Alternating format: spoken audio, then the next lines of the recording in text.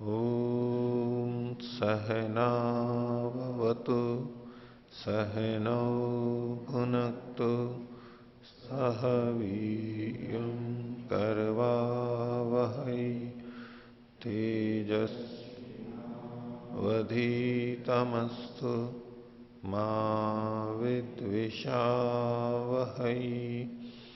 ओम शांति शांति शांति। वेदांत दर्शन की 29वीं कक्षा, वेदांत दर्शन के प्रथम अध्याय का चौथा पाद और उसका 8वां सूत्र अब चलेगा। तो प्रसंग हमारा पीछे से जो चल रहा है कई सूत्रों से कि प्रकृति जगत जन्मादि का मूल कारण नहीं है, स्वतंत्र कारण नहीं है, और वो ज्ञेय के रूप में, उपास्य के रूप में नहीं कही गई है। लेकिन कहीं प्रकृति का वर्णन आता भी है कि प्रकृति ने ये इसको बनाया, तो वहां भी उसको मूल स्वतंत्र कर्तृत्व के रूप में नहीं देखा जाएगा। वो केवल समझने के लिए, समझाने के लिए कथन माना जाएगा। तो ऐसे जो कुछ और वचन हैं उनको लेकर के कुछ आगे की चर्चा चल रही है, उसको देखेंगे। पृष्ठ संख्या 88, सूत्र संख्या 8। तो सूत्र है 8वां, चमसवद अविशेषात। चमस के समान, चमस मतलब चम्मच, उसके समान, अविशेषात, अविशेष होने से यानी सामान्य होने से, कुछ सामान्य धर्म होने से, उसी के समान। तो कौन से उदाहरण है वो आगे आते हैं, स्वयं बता रहे हैं भाष्यकार। यत्र क्वचित अध्यात्म ग्रंथे प्रकृति जगत जन्मादे कारणम कर्तृत्वेन अवभासते। जगत के जन्म आदि का कारण प्रकृति को जहां माना गया है वो कर्तृत्व के रूप में, कर्तृत्व के रूप में कथन। और कर्तृत्व केवल निमित्त कारण का ही होता है। उपादान कारण प्रकृति है, लेकिन इससे उसका कर्तृत्व नहीं कहा जाता कि वो रचयिता है, ये नहीं कहा जाएगा वो रचने वाली है, कर्ता है कार्य जगत की, ये नहीं कहा जाएगा। प्रकृति से कार्य जगत बनता है ये तो कह सकते हैं, लेकिन प्रकृति कार्य जगत को बनाती है ये कथन नहीं आएगा। कर्तृत्व का कथन उसमें नहीं मिलेगा, नहीं होना चाहिए। लेकिन बोले कहीं कहीं कर्तृत्व का वचन भी उसमें मिलता है। तो कर्तृत्व का वचन मिल रहा है तब तो हमें मानना पड़ेगा कि वो बनाती है। क्यों आप निषेध कर रहे हैं, क्यों उसके स्वतंत्र कर्तृत्व का निषेध कर रहे हैं? तो कहीं कहीं कर्तृत्व के रूप में भी आभासित होता है। उदाहरण दिया इन्होंने श्वेताश्वेतर उपनिषद का, अजाम एकाम लोहित शुक्ल कृष्णाम भव्वी ही प्रजा सृजमानाम स्वरूपा। तो बोले एक अजा को, अजाम एकाम, एक है वो और वो अजा है। अजा मतलब जो उत्पन्न नहीं होती है, न जायते इति अजा, उत्पन्न नहीं होती है। उत्पन्न नहीं होती है मतलब नित्य है, प्रकृति नित्य है। अब इससे एकदम स्पष्ट पता लगता है कि ब्रह्म से प्रकृति नहीं बन गई है, प्रकृति अलग से स्वतंत्र अज कही गई है, अजा कही गई है। और श्वेताश्वेतर उपनिषद में तो ईश्वर जीव प्रकृति की भिन्नता अब एकदम स्पष्ट है, बहुत ही ज्यादा स्पष्ट है। उसको कोई अपलाप नहीं कर सकता, लेकिन उसका भी अपलाप किया गया है, उसकी भी व्याख्या की गई अद्वैत परक, बिल्कुल जबरदस्ती करके, जोड़ तोड़ का एक अच्छा उदाहरण वहां उस तरह से प्रस्तुत किया गया। तो अजा में एकम लोहित शुक्ल कृष्णा, वो कैसी अजा है? लोहित, लोहित मतलब लाल, शुक्ल मने सफेद, कृष्ण मने काले, लाल श्वेत और काले इस रूप वाली। और कैसी है? भव्य प्रजा सृजमानाम स्वरूपाम, जो कि बहुत सारी प्रजाओं को उत्पन्न करने वाली है, उत्पन्न करती हुई है। और कैसी प्रजा है? स्वरूपा, अपने रूप वाली। जैसे ये लोहित शुक्ल कृष्ण रूप वाली है, ऐसे ही प्रजाओं को भी जो कि लोहित शुक्ल कृष्ण रूप वाली हैं, उस तरह की प्रजाओं को बनाया। ऐसी एक अजा है। अब ये लोहित शुक्ल कृष्ण तीन चीजें कही गई। ये सत्वर स्तंभ की दृष्टि से कथन होता है। अब इसमें अलग अलग दृष्टियां हैं, उसमें प्राय जो व्याख्या मिलती है वो ये, लोहित का मतलब है रजोगुण, शुक्ल का मतलब है सत्वगुण, और कृष्ण का मतलब है तमोगुण। ये तीन रूप वाली, तीन गुणों वाली है। और इससे हमें यह भी पता लगता है कि प्रकृति प्रकृति के तीन कण हैं अलग अलग। वो लोहित रूप वाली भी है, वो शुक्ल रूप वाली भी है, वो कृष्ण रूप वाली भी है। तीन अलग अलग तरह से। तो एक है। अब इसके अंदर भी वैसे तो सत्व रज तम इनका ग्रहण होता है, तो यहां पर भी हमें सत्व रज तम लेना चाहिए। लोहित मतलब सत्व, शुक्ल मतलब रज, और तम मतलब कृष्ण मतलब तो तम हो ही जाएगा। यहां क्रम हमें ऐसा लेना चाहिए, लेकिन यहां पर हम लेते हैं रज, सत्व और तम। तो उस क्रम से ही, क्योंकि यहां पर ऐसा वर्णन किया गया इसलिए आगे पीछे कर लेते हैं, उसमें कोई दोष नहीं है, किया जा सकता है। दूसरा एक इसका अर्थ लेते हैं, मीमांसा में भी आगे आएगा, तो उसमें लोहित का मतलब सत्वगुण, श्वेत का मतलब रजोगुण, और कृष्ण का मतलब तमोगुण। तो वहां पर जो जिस तरह से वर्णन आते हैं, ब्राह्मण का वर्ण ललाई लिए हुए, क्षत्रिय का वर्ण श्वेत लिए हुए, और वैश्य का वर्ण पीला, और ये कृष्ण, ये वर्ण की दृष्टि से भी कथन है, क्योंकि ब्राह्मण में सात्विकता प्रधान होती है। उससे एक संकेत लेके हम ये भी अर्थ कर सकते हैं। पर ठीक है, कोई सा भी अर्थ कीजिए, उसमें विचाराधीन रख सकते हैं कि कौन सा सत्व का रज का है ये। पर तीन रूप बताए गए। और ये प्रजा ये कैसी है? अजा एका सृजमानाम स्वरूपम, सृजमान वो उत्पन्न करती हुई है, उत्पन्न करने वाली है। तो इस रूप में अजा को कर्तृत्व के रूप में उल्लेखित किया गया है। इति अत्र तु खलु प्रकृत्याख्यम अव्यक्तम जगत जन्मादे कारणम भवतु किल चमस्वत। तो ऐसी जगह पे जहां कर्तृत्व के रूप में कथन आ रहा है कि वही बना रही है, तो वहां पर इसके जगत जन्मादि का कारण स्वीकार करना चम्मच के समान समझना चाहिए। चम्मच के समान, जैसे चम्मच होती है, चम्मच मतलब चम्मच। कैसे चम्मच के समान? उसको भाष्यकार बता रहे हैं, यथा ही यज्ञ से कर्ता यद्यपि यजमान स्वतंत्रम यज्ञ से कारणम भवती। यज्ञ को करने वाला कौन होता है? यजमान। और वो स्वतंत्र कर्ता होता है, चेतन है, मनुष्य है, जो स्वतंत्र कर्ता होता है। तथापि चमसोपि हव्य पदार्थ से प्रक्षेपण साधनत्वेन किंवा धारण साधनत्वेन यज्ञ से कारणम भवती। लेकिन फिर वहां पर भी चम्मच से भी, क्योंकि वो हवि जिसको हम आहुति देते हैं, उस हवि के प्रक्षेपण में साधन होता है, या हवि को धारण करने में साधन होता है, इसलिए वो यज्ञ का कारण होता है। लेकिन परंतु तत्परतंत्र में वह कारणम, लेकिन चम्मच कारण होते हुए भी परतंत्र ही होता है, स्वतंत्र कारण नहीं होता है। तद्वत उसी प्रकार से अविशेषात, अविशेष होने से, अविशेष मतलब कारणत्व सामान्य धर्मात, कारण कारणत्व सामान्य की सधर्मता होने से, कारण सामान्य की का धर्म होने से, कि वो कारण है, बस कारण है, कारण सामान्य है, ऐसा होने से अव्यक्तम प्रकृत्याख्यम अपनी भवतु स्वतंत्रम जगत जन्मादे कारणम भवतु परतंत्रम जगत जन्मादे कारणम।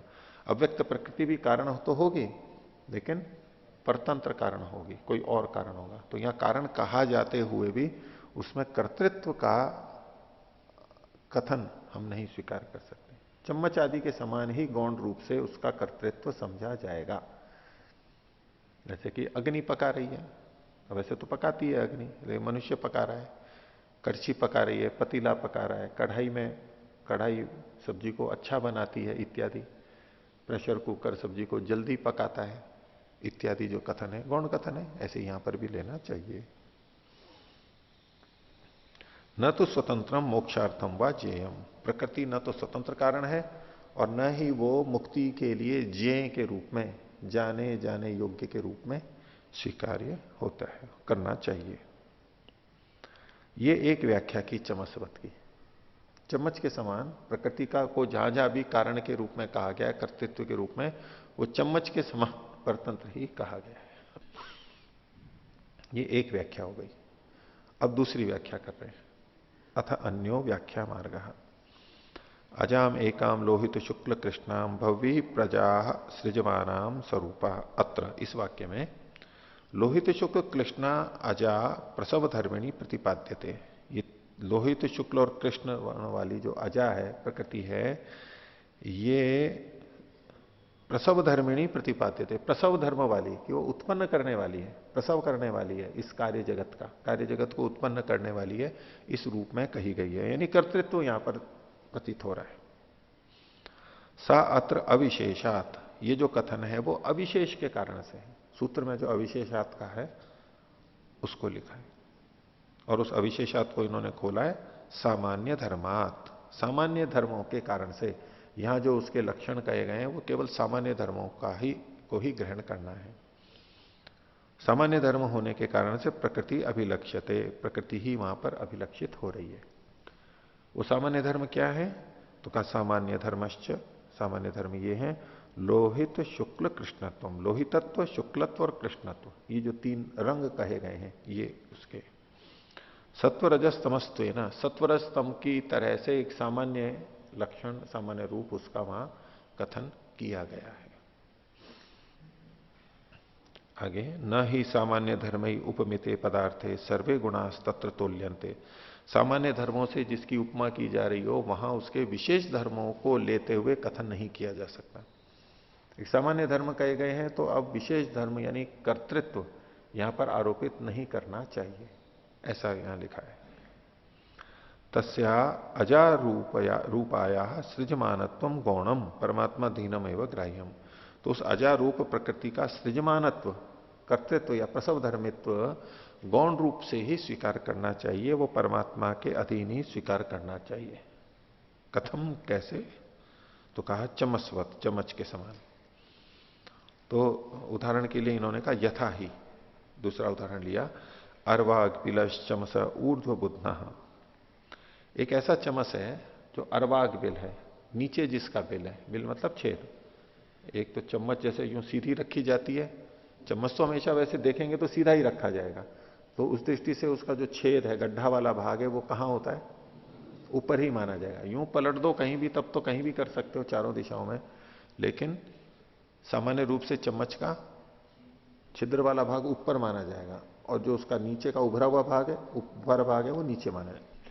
लेकिन बोले एक ऐसी चम्मच है जो जिसमें बिल नीचे से है, यूं है, अर्वाग बिलह, और चमसा ऊर्ध्व बोधना, उसका जो शीर का भाग है, ऊपर का उभरा हुआ भाग है, पीठ है, वो ऊपर की तरफ है। ऐसी एक, ऐसा एक चम्मच है।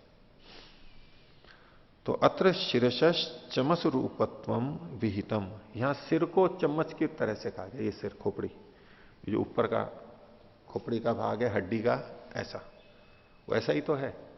नीचे से तो खाली है, ऊपर से उल्टी चम्मच हो जैसे।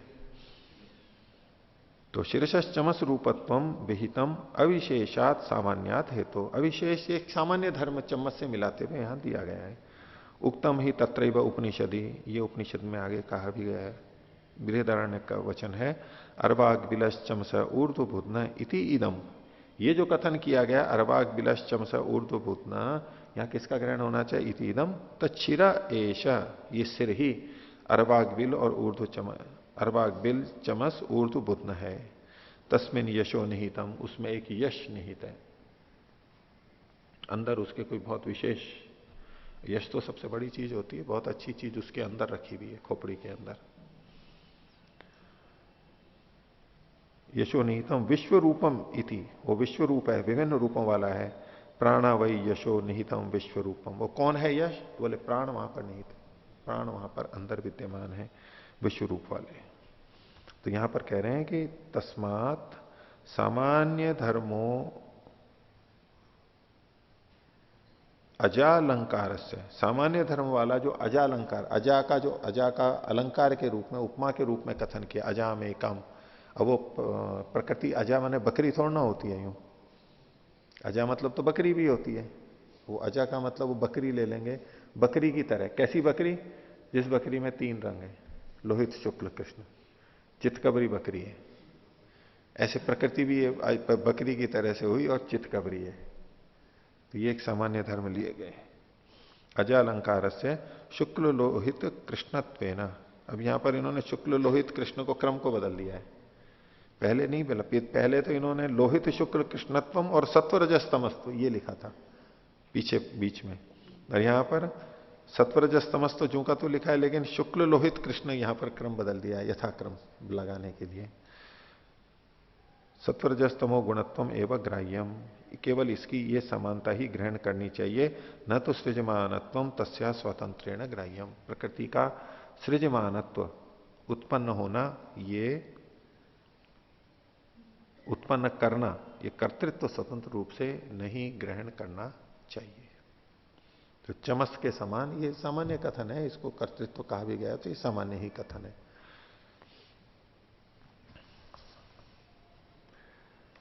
इसी बात की पुष्टि के लिए आगे का भी सूत्र है, नवा सूत्र, ज्योतिरुपक्रमातु तथा ही अधीयते एके। ज्योतिरुपक्रमा, ज्योति है उपक्रम में जिसके, ऐसी ज्योति है आदि में जिसके, इस रूप में उसका कथन किया गया है। ऐसा ही तथा वक्रमातु तथा ही अधीयते एके। कुछ लोग यानी कुछ शाखा वाले इस तरह का वर्णन करते हैं, वहां पर वो बताते हैं, कथन करते हैं। ये ज्योति उपक्रमा क्या है? ज्योति का मतलब सत्व गुण है, प्रकाशक है ज्योति के रूप में। नीचे भाष्य में इन्होंने खोला भी है इस बात को। पूर्व सूत्रेण सह अस्य एक वाक्यता अस्ति। पिछला जो सूत्र था 8वां, उसके साथ इसकी एक वाक्यता, यानी उससे जुड़ी हुई बात को बोल रहा है ये। चमसवद अविशेषा ज्योति उपक्रमातु, चमस के समान विशेष, अविशेषा चमसवत अविशेषा, चमस के समान अविशेष यानी सामान्य, ज्योति उपक्रम वाली, तू सा अजा, वह अजा यानी बकरी, सा अजालंकारे प्रकृति ज्योति उपक्रमा ग्राह्या, प्रकृति ज्योति उपक्रम वाली ग्रहण करनी चाहिए। ज्योति उपक्रमा को अभी तक इन्होंने खोला नहीं था। ज्योति उपक्रमा वाली वो अजा अलंकार में, अजा को अलंकार के रूप में प्रस्तुत की जाती हुई वो प्रकृति समझनी चाहिए। अब वो ज्योति क्या है तो उसको आगे खोल रहे हैं, ज्योति ही प्रकाश है। ज्योति का मतलब है प्रकाश, और प्रकाश का मतलब क्या है? सत्वम, सत्वगुण। उपक्रमो यस्या, ज्योति ही या प्रकाश या सत्व है उपक्रम जिसका, जिसके प्रारंभ में वो है। तो सेयम ज्योतिरुपक्रमा, ज्योतिरुपक्रमा को आगे खोल दिया सत्वादिमयी, सत्व आदि वाली ज्योति है आदि में जिसके। हम जैसे कहते हैं कि सत्वादि गुण, सत्वादि मतलब सत्व है आदि में जिसके। रसादि धातु है, रस रक्त आदि 7 धातुएं हैं, तो रस जिसके आदि में है ऐसी। अविद्यादि 5 क्लेश हैं, अब अविद्या है आदि में जिसके, ऐसे जो 5 क्लेश हैं, यानी अविद्या है उपक्रम में जिसके, अविद्या है उपक्रम में जिसके, ऐसे वो। तो इसमें जब ज्योतिरुपक्रमा मतलब सत्व है उपक्रम में प्रारंभ में जिसके, कथन में सत्वरस्तम जो आते हैं 3, तो उसके अंदर इसलिए इन्होंने इसका अर्थ कर दिया सत्वादि। संयम ज्योतिरुपक्रमा सत्वादिमयी, सत्व आदि गुणों वाली, सत्वादिमयी को आगे खोल दिया सत्व रजस तमो गुणात्मिका, अब तीनों का नाम ले दिया, इन तीनों गुण वाली। तू अत्र ग्राह्या, उस प्रकृति का यहां ग्रहण करना चाहिए। अविशेषात, अविशेषात मतलब सामान्य धर्मात, उसका सामान्य धर्म होने से। और ऐसा तथा ही एके अधीयते, कुछ शाखा वाले इसको इसी तरह से पढ़ते हैं, ऐसा बताते हैं। तथा ही एके शाखिना, कुछ शाखा वाले ए नाम प्रकृतिम पठंती, इसको प्रकृति के नाम से कहते हैं। अलग अलग अध्ययन की जो परंपराएं थी वो शाखाएं थी, चिंतन की शैलियां अलग अलग थी परंपरा में, गुरु शिष्य परंपरा में उस तरह की एक शैली। जैसे आज भी मान लीजिए अलग अलग मत संप्रदाय वाले जो अलग अलग अपने ढंग से पढ़ते पढ़ाते हैं, वो एक तरह से उसको हम शाखा कहते हैं, संप्रदाय के नाम से बोलते हैं। ऐसे जो गलत हैं वो तो अलग एक छोड़ दीजिए, लेकिन जैसे उदाहरण के रूप में वो भी आजकल सम्मिलित हैं, लेकिन ठीक अर्थ होते हुए भी अलग अलग शाखा वाले जो अलग अलग वाक्यों को बोलते हैं, चिंतन के जो विधा, चिंतन की विधा होती है, स्कूल ऑफ थॉट, स्कूल बोलते हैं लोग आजकल, परंपरा कह लीजिए, स्कूल कह लीजिए, वो स्कूल है। वैसे तो स्कूल हम यहां पर छोटे बच्चों वाले को बोलते हैं, और वो जहां पीएचडी होती है और विभागाध्यक्ष होते हैं विश्वविद्यालय वाले, उसको वो स्कूल बोलते हैं वहां विदेशों के अंदर, उसको भी स्कूल बोलते हैं। ये एक विशेष चिंतन की परंपरा एक लगातार चल रही है, बहुत लोग उसमें जुड़े हुए रहते हैं, एक विचारधारा कह लीजिए। तो ऐसे ये शाखाएं होती थी उस समय। तो तथा ही एके शाखिन एनाम प्रकृतिम पठंती, इसको प्रकृति कहते हैं। यदत्र लोहित शुक्ल कृष्णा त्रिगुणात्मिका जगत मूला प्रकृतिर उक्ता, जो ये यहां पर शुक्ल लोहित शुक्ल कृष्ण त्रिगुणात्मक जगत की मूल प्रकृति कही गई है, तस्याम उसमें यह लोहित आदिकम कथम इति उच्यते, इसमें जो ये लोहित आदि का कथन है वो कैसे किया जाता है, ये तीन रंगों का कथन उसमें कैसे किया जाता है, अन्य चीजों में भी रंग कैसे बताए जाते हैं, तो उसका एक उदाहरण दे रहे हैं। तो ये जो शाखा वाले हैं ये इन्होंने उदाहरण दिया है छांदोग्य उपनिषद का। वचन है यद अग्ने रोहितम रूपम तेजसः तद्रूपम। एक बात हो गई, यहां अल्प विराम लगा सकते हैं। यद शुक्लम तद अपाम, फिर अल्प विराम यद कृष्णम तद अन्नस्य। तो ये अग्नि, अग्नि अग्नि का जो रोहित रूप है, रोहित मतलब लाल, लोहित, र और ल को प्रयोग कर देते हैं ना एक दूसरे की जगह, र लयो अभेद, र और ल का अभेद हो जाता है। तो रोहित और लोहित, तो जो अग्नि का लाल रूप है वो किसका रूप है, तेजसस्तु रूपम, वो तेज का रूप है। अब तेज भी वैसे तो अग्नि को ही कहा जाता है। तो अग्नि में जो लाल रूप है वो अग्नि का है, एक तो ये कथन होगा, तो ये तो जमेगा नहीं। आगे और दो वचन देखिए, तस्याम ये शुक्लम तद अपाम, अग्नि में जो सफेद रंग दिखाई देता है वो अपाम जल का है। और यत कृष्णम तद अन्न से, जो उसमें काला रंग दिखाई देता है वो अन्न का यानी तो पृथ्वी का है। तो तीन महाभूत हैं, अग्नि, जल और पृथ्वी, ये तो महाभूत हो गए। और ये जो अग्नि जलती है लकड़ी आदि से, जो अग्नि जलती है उसमें तीन रूप दिखाई देते हैं, एक लाल, एक सफेद और एक काला। तो लाल है वो अग्नि का है, सफेद है वो जल का है, और जो काला है वो पृथ्वी का है, ऐसा जो कथन करते हैं। तो उसमें उदयवीर जी ने स्पष्टता से लिखा है कि यहां ये तीन महाभूत नहीं लेने चाहिए, क्योंकि ये तो विपरीत होगा। अग्नि का जो रूप है वो तो अग्नि का है ही, उसमें अन्य महाभूतों को क्यों डालेंगे। और इस प्रसंग के इस आधार पर भी सत्वर स्तंभ को उन्होंने घटाया वहां पर। उन्होंने जब ये कहा कि यद अग्नि रोहितम रूपम, है अग्नि तेरा जो ये अग्नि का जो ये लाल रूप है वो तेजस रूपम, तेज का मतलब वहां पर लिया रज का रूप है। ये त्रिगुणात्मकता दिखानी है। अग्नि में जो ललाई है वो रजोगुण के कारण से, अग्नि में जो सफेदपना है वो सत्वगुण, अपाम मतलब यहां सत्वगुण लिया गया। और अग्नि में जो कालापन है वो अन्न का, अन्न मतलब वहां पर तमोगुण लिया गया। अन्न से तमोगुण आता है, अन्न से आता है ना। अन्न के बाद में फिर थोड़ा नशा भी चढ़ता है, खाना खाते हैं ना नशा चढ़ता है, थोड़ा नींद का नशा आ जाता है, और ज्यादा खाते हैं तो। और बहुत से साधक तो अन्न खाते ही नहीं है, बोले अन्न खाएंगे तो तमोगुण बढ़ेगा। वो अन्न खाते ही नहीं है, वो फल लेते हैं, दूध लेते हैं, अन्न भी लेते हैं तो अंकुरित लेते हैं, सूखे सूखे नहीं, वो उस तरह से अन्न नहीं है। अन्न का मतलब उनका, अब आप यौगिक अर्थ लेंगे कि अन्न प्राण ने, या तो अद्यते, या गले के नीचे अद्यते गला दधो नीयते इति अन्नम, जो गले से नीचे ले आ जाता है, वो तो कोई भी चीज होगी, वो तो सब्जी भी होगी और दाल भी हो, सब कुछ होगा। लेकिन वो लोग जो अन्न बोलते हैं वो द्विदल और एक दल वाले, जैसे गेहूं चना आदि और उड़द दाल चने आदि जो है, ऐसी चीजों को। ठीक है, दक्षिण में अन्न ओदन को, चावल को ही बोलते हैं अन्नम। अन्न का मतलब वहां पर चावल ही है, गेहूं को कोई अन्न नहीं बोलेगा वहां पर है? हाँ, व्रत में रोटी भी खाते हैं वो अन्न नहीं खाते हैं मतलब रोटी, गेहूं की रोटी खाना वहां उपवास में, जैसे यहां पर भी उपवास के कुछ अन्न आते हैं, कुट्टू वगैरह, आटे वगैरह, वो सब, सिंगाड़े का आटा और वो सब खाते हैं, खूब खाते हैं। आलू के चिप्स खाते हैं, आलू का हलवा खाते हैं, शकरकंद का हलवा खाते हैं, कंदमूल सब चलेगा, गरिष्ठ से गरिष्ठ हो, वो एक अलग बात है। लेकिन अन्न, क्योंकि वहां पर प्रधान वही है। इधर हरियाणा इधर जाओ तो अन्न मतलब तो गेहूं ही लिया जाएगा, वहां चावल नहीं लेगा कोई। यद्यपि दोनों है, अपनी ये प्रधानता से लोक में कथन होता है, योग रूढ़ी हो जाते हैं शब्द। और वैसे बीमार पड़ते हैं तो कुछ भोजन बदलते हैं।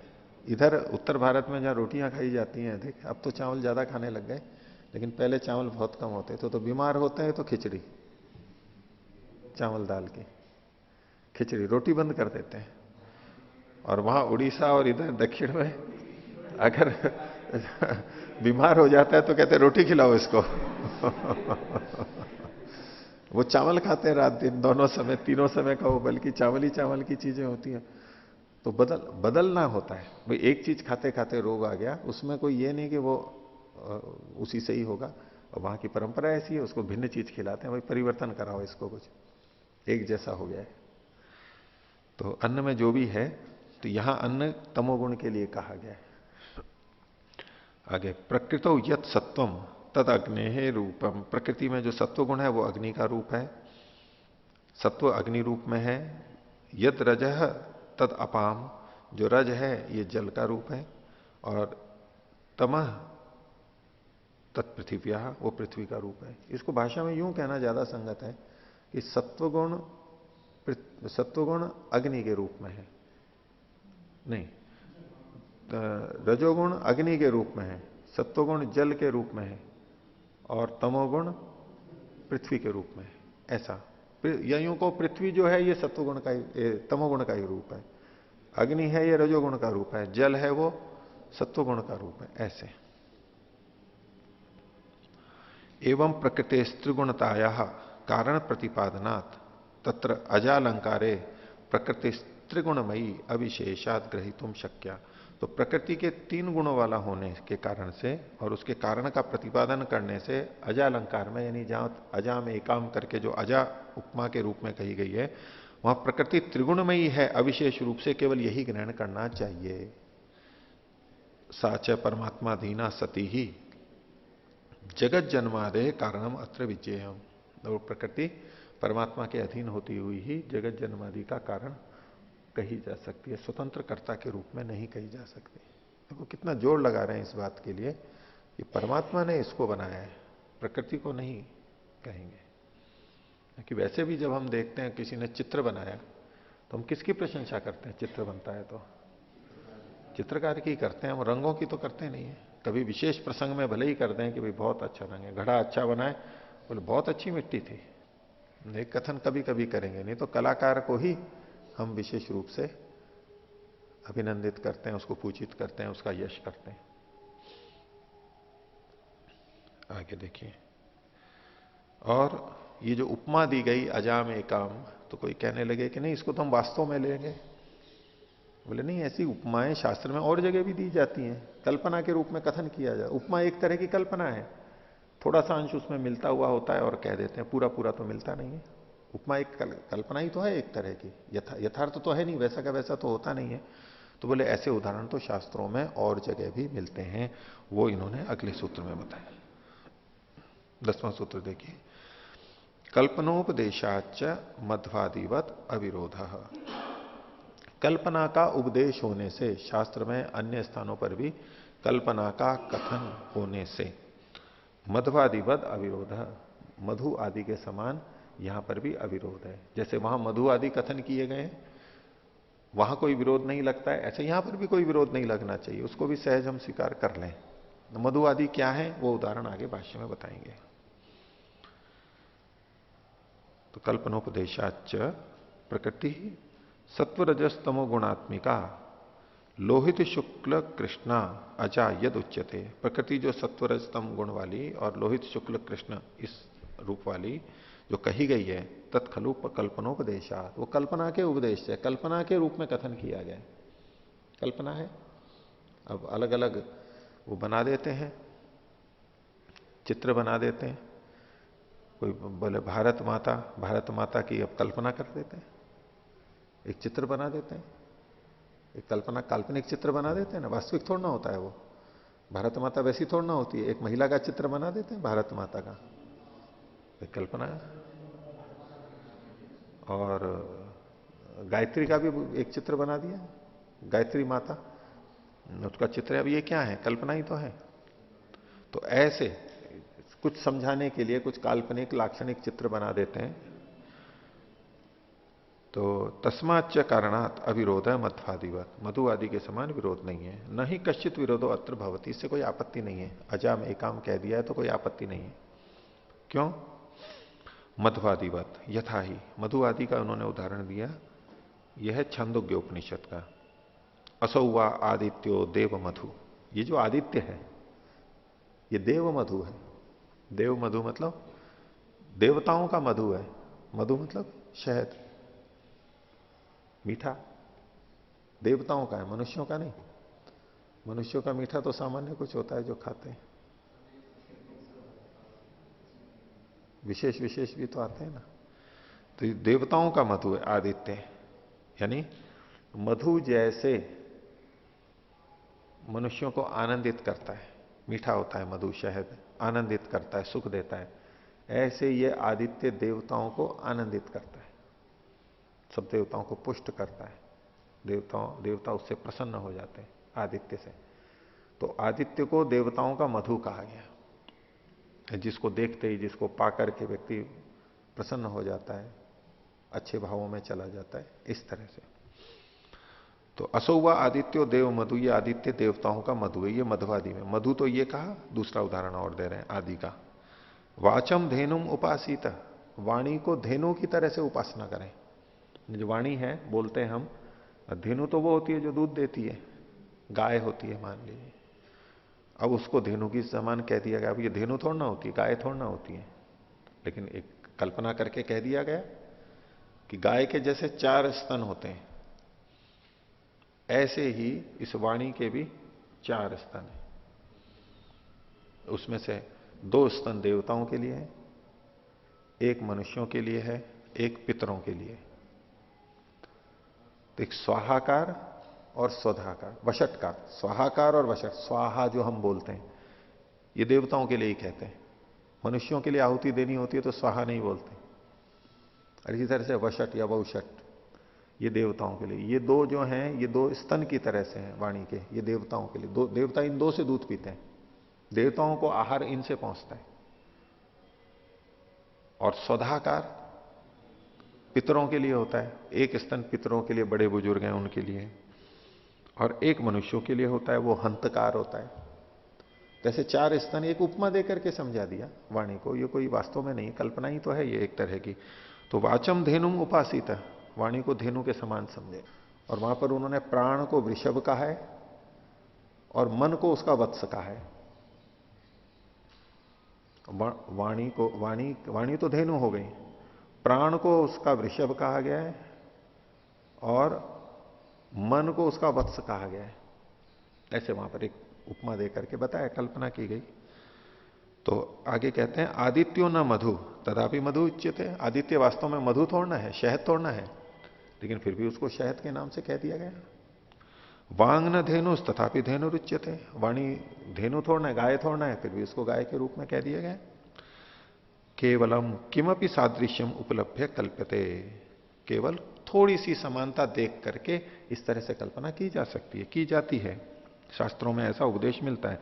तद्वत अत्रापि प्रकृति अजा त्रिगुणमयत्व सादृश्यम उपलब्ध अजा त्रिवर्णमयी कल्पिता।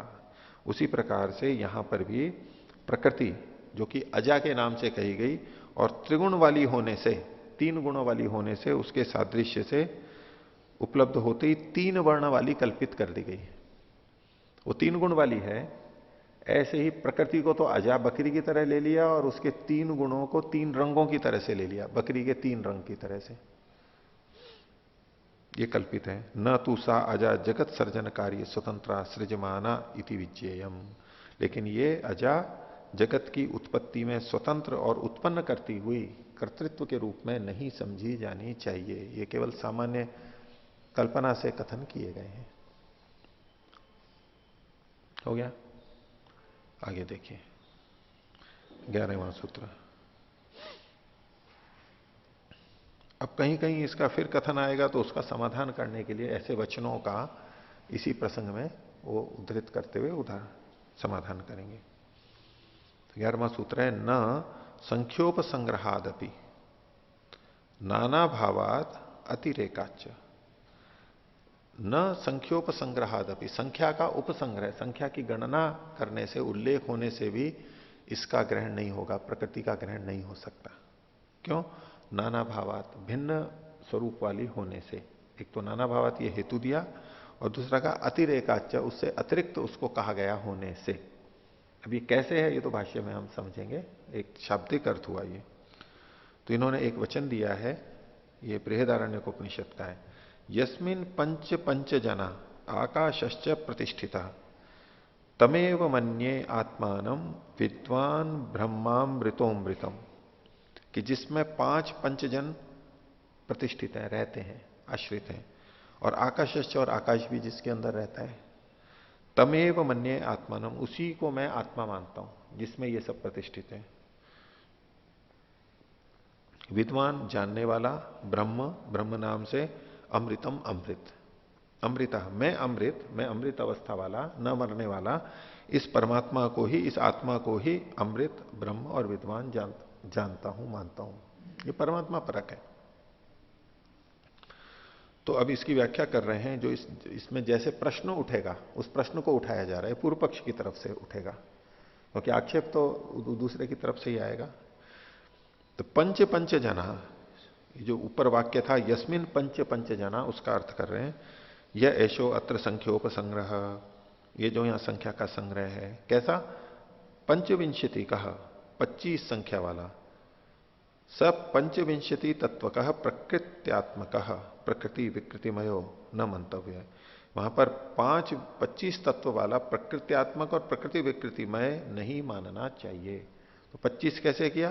पंच पंच 2 बार लिखे हुए हैं, तो 5 को 5 से गुणा करते हैं तो 25 हो जाता है।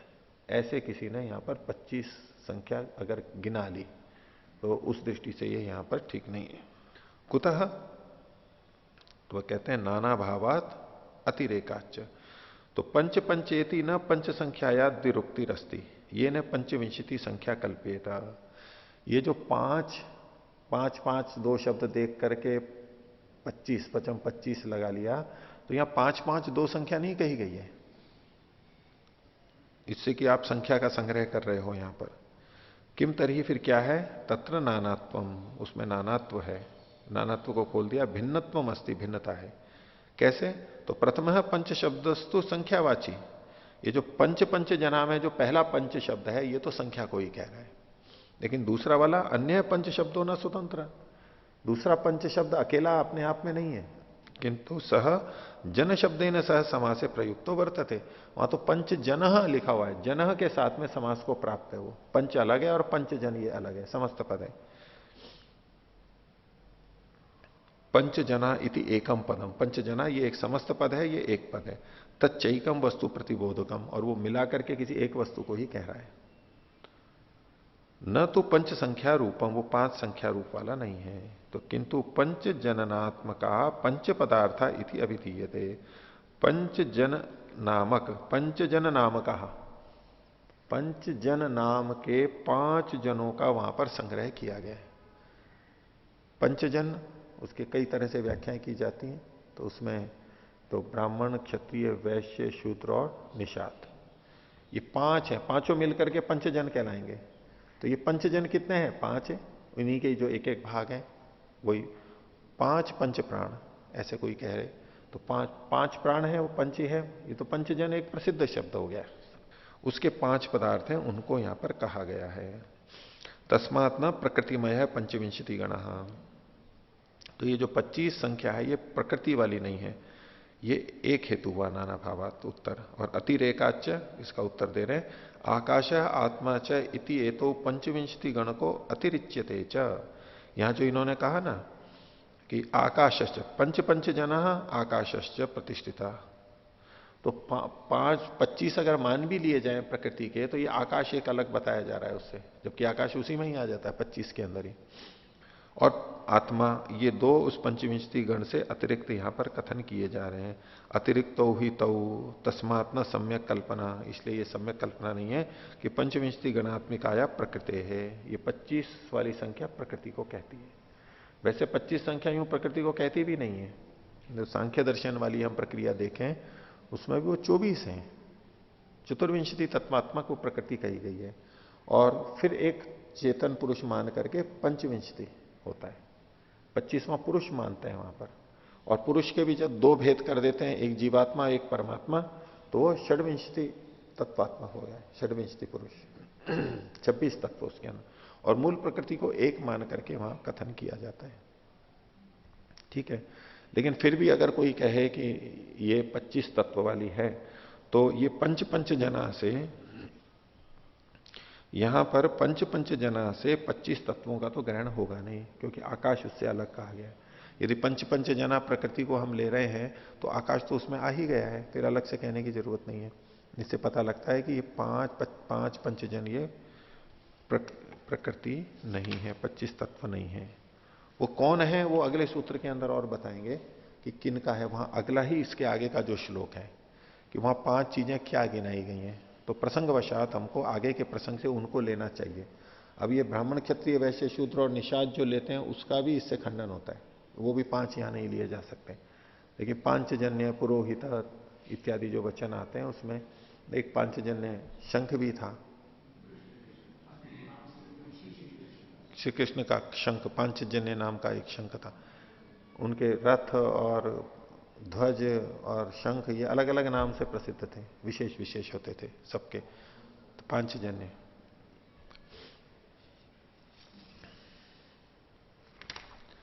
ये 5 चीजें क्या हैं उसको आगे बताया। तो 12वें सूत्र में कहा प्राणादयो वाक्य शेषात। यहां पर प्राण आदि का कथन मानना चाहिए पंच पंचजन से। कैसे जानना चाहिए? वाक्य शेषात। आगे का जो वाक्य शेष है, यानी अगला जो वाक्य है, शेष जो वाक्य है, बचा हुआ जो वाक्य है, उससे हमें पता लगता है कि यहां पर प्राण आदि का ग्रहण करना चाहिए। वो कौन है वो बताएंगे आगे। तो ते पंच पंचजना संति प्राणादय, वो 5 पंचजन कौन है? प्राण आदि 5 है। कुतः, कैसे पता लगा? वाक्य शेषात, वाक्य शेष बलात्, वाक्य शेष के बल से, उसके प्रभाव से। प्रतिपाद्यमान वाक्येन आकांक्षा बलात्, जो प्रतिपाद्यमान वाक्य है, आगे जो कहा जाने वाला है, उसकी आकांक्षा के बल के, कि उसका संबंध इससे जुड़ा हुआ होना चाहिए। तदित्थम, वो इस प्रकार से। वहां ये आगे ये वचन पढ़ा गया है। ये वचन है देखिए बृहदारण्य का 4:4:18, जो अभी ये आगे कहने वाले हैं। और जो पीछे वाला था जिसमें पंच पंच जना क्या है, वो 4:4:17 है, बिल्कुल उसके पहले वाला है। अब ये इसके बाद की चीज आई है। तो यहां 5 चीजें गिनाई गई हैं और फिर उनका आगे वर्णन भी चलेगा। तो पंच पंच जन से इन 5 को ग्रहण करना चाहिए, ये ब्रह्ममुनि जी का अभिप्राय है। सूत्र के अनुसार वो ऐसा कहना चाह रहे हैं। तो 5 क्या है? प्राण से प्राणम, वो प्राण का भी प्राण है। उत चक्षुष है, चक्षु, वो चक्षुओं का भी चक्षु है, नेत्रों का भी नेत्र है। उत श्रोत्र से श्रोत्रम, वो कान का भी कान है। अन्न से अन्नम, अन्न का भी अन्न है। और मनसो मना विदो, और जो मन का भी मन है, ऐसा जो लोग जानते हैं। ते निचिक्युर ब्रह्म पुराणम अग्र्यम, वे उस ब्रह्म सबसे बड़े, सबसे पुराने और अग्र्य श्रेष्ठ परमात्मा का निश्चय करते हैं, उसको प्राप्त कर लेते हैं, जो उसको ऐसा मानते हैं। इति वचने पूर्वतः आकांक्षते प्राणादय पंच।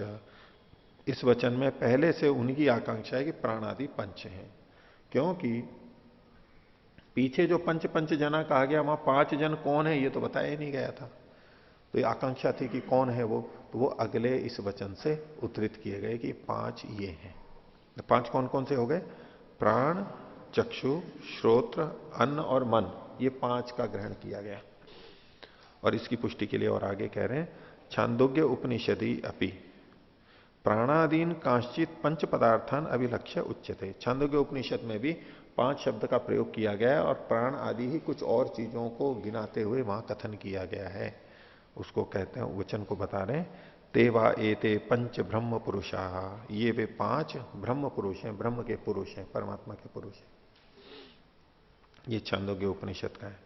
तो पंच पंच जना से प्रकृति का तो ग्रहण करना ही नहीं चाहिए, 25 अर्थ वैसे भी नहीं वहां पर घटता है, ये तो अन्य चीजों के लिए कहा गया है। इसलिए जगत जन्मादि के कारण में प्रकृति का ग्रहण नहीं हो सकता, प्रकृति अपने आप इस संसार को नहीं बना सकती, कर्तृत्व तो किसी और का, परमात्मा का मानना होगा। पीछे एक बात पूछी थी कि इस प्रकृति को परमात्मा का शरीर क्यों कहा गया है, प्रकृति को परमात्मा का शरीर क्यों कहा गया, हमारे शरीर की तरह तो वो है नहीं। तो उसके अंदर उदयवीर जी ने 2 हेतु दिए हैं। जैसे इस शरीर का धारण करने वाले हम हैं, चेतन आत्मा धारण करने वाले, और इसके प्रेरक, इसको चलाने वाले हम चेतन तत्व हैं।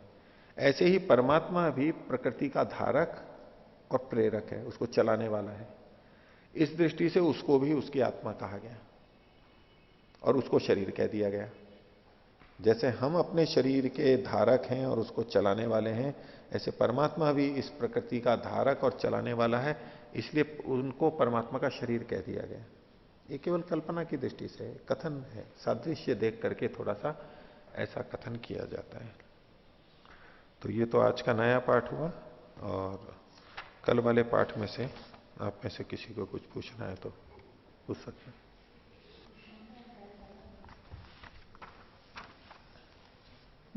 पूछिए। ओम। आचार्य जी, पृष्ठ संख्या 86 में सबसे भाष्य के नीचे से दूसरी पंक्ति का अंतिम जो वाक्य है उसमें कह रहे हैं कि त्रयाणाम संबंधे अर्थात प्राण रूप के पितरी अहम आत्मा के अग्नौ अहम ज्योतिषी और परमात्मनि च तेषाम विषय प्रश्न। तो जो कठोपनिषद में जो 3 प्रश्न है, तो उसमें जो पहला प्रश्न जो पिता से संबंधित था, तो उसमें कह रहे हैं कि वो प्राण रूप पिता है, तो ये नहीं समझ में आ रहा है। उसी प्रकार से अहमात्मक जो अग्नि है वो क्या मतलब है? ठीक है, इसको और इन्होंने जो लिखा है किस आधार पर लिखा है उसको देख के विचार करना होगा। और कोई?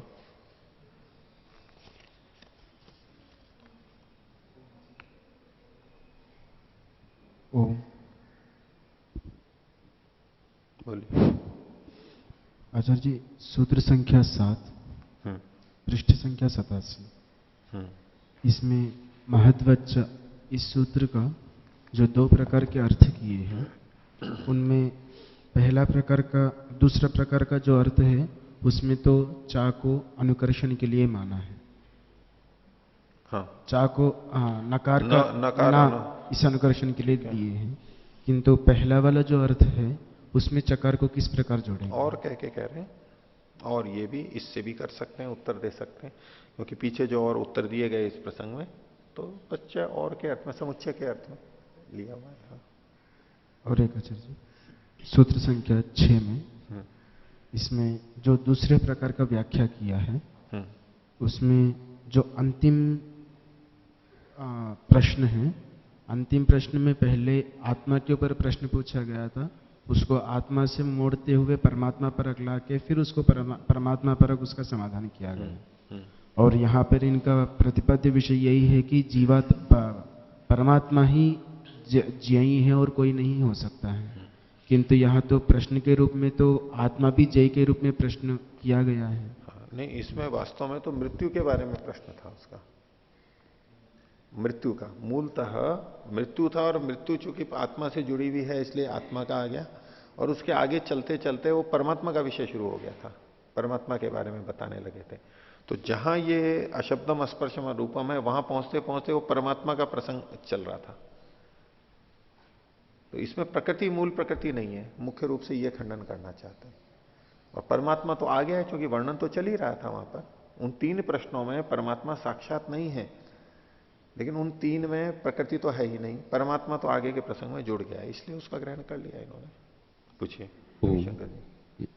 88वें पृष्ठ की जो ऊपर की जो पंक्ति है शंकर भाष्य वाली, वो स्पष्ट नहीं हुई जी। वहां स्पष्टता बस केवल इतनी देखिए कि महत्वत ये जो कहा गया था, तो वत शब्द किसके साथ जुड़ा हुआ है? महत के साथ में बस। और उन्होंने किसके साथ में जोड़ दिया है? जैसे कि सांख्यकार, बस इतना है। जहां जुड़ना चाहिए वहीं जुड़ना चाहिए, वत प्रत्यय जहां जुड़ा है वहां जुड़ना चाहिए, इतना ही है। सांख्य के समान सत्ता मात्र प्रथम में उसमें यह कथन यहां पर नहीं बनेगा। सूत्र में कुछ और कहा गया है, अर्थ में कुछ और ले लिया है, बस इतना ही वहां पर भेद है, और कोई बात नहीं है वहां पर।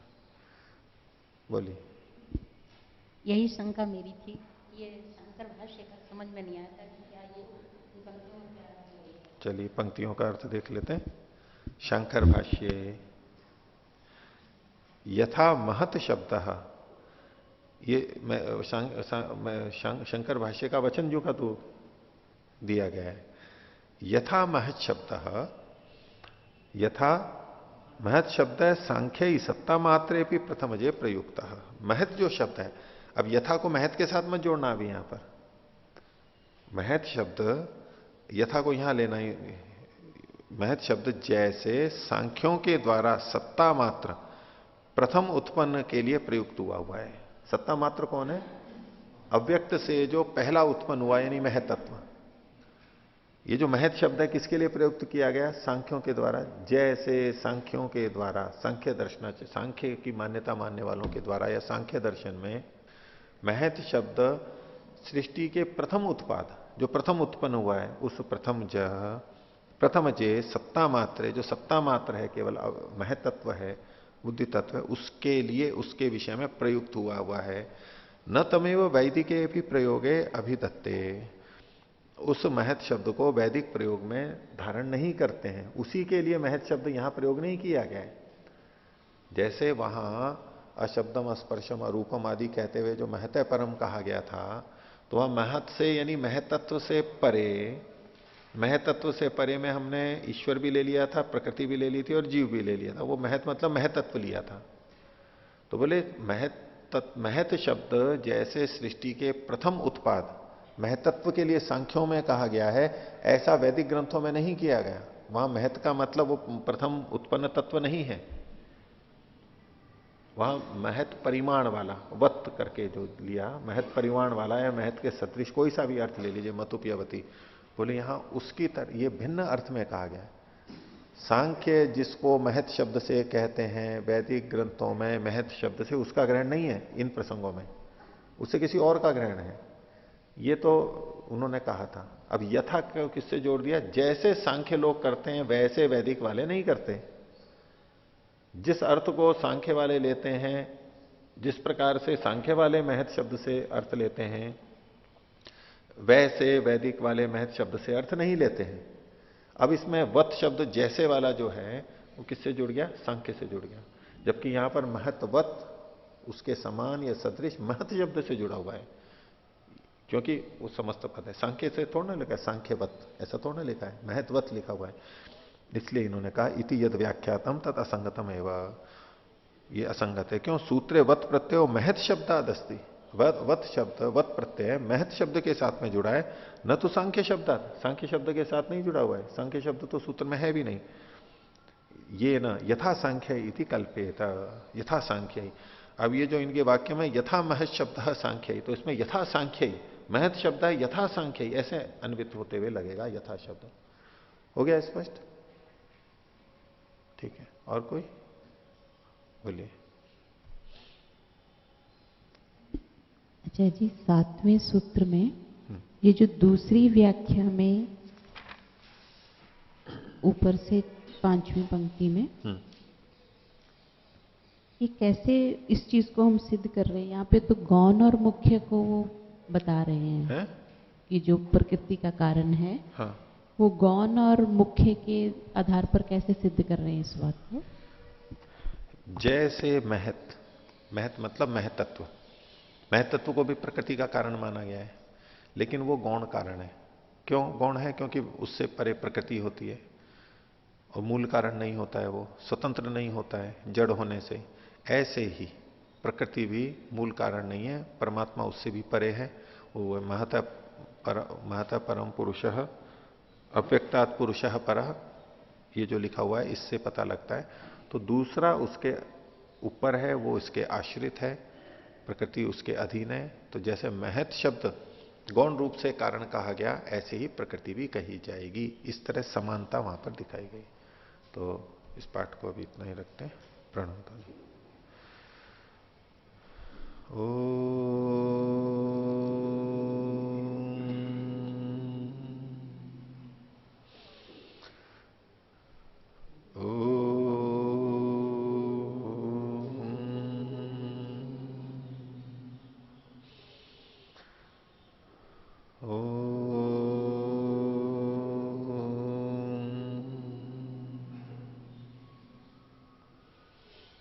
सभी को सादर अभिवादन। ओम